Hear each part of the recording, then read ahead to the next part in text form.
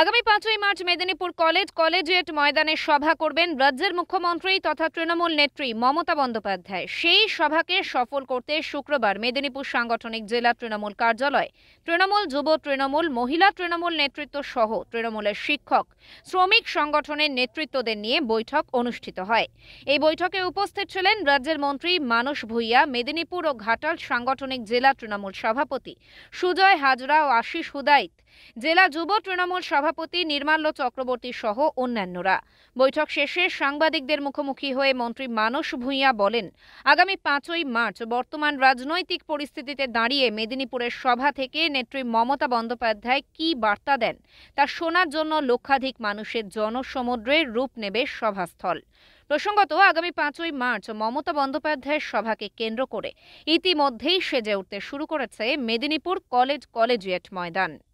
আর বাংলার মানুষ দলমত নির্বিশেষে মমতা বন্দ্যোপাধ্যায় ছবি টাঙাচ্ছে বাড়িতে বাড়ি। তিনি আসছেন 5ই মার্চ, মেদিনীপুর তৈরি হচ্ছে।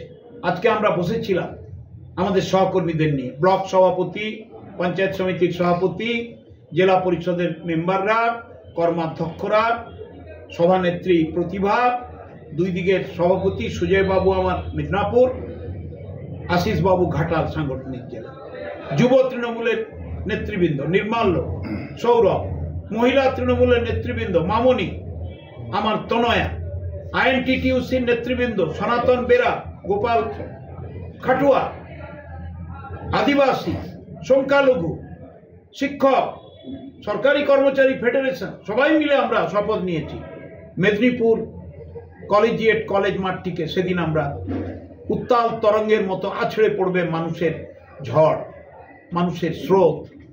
সায়ন মাইতির রিপোর্ট, ওঙ্কার বাংলা।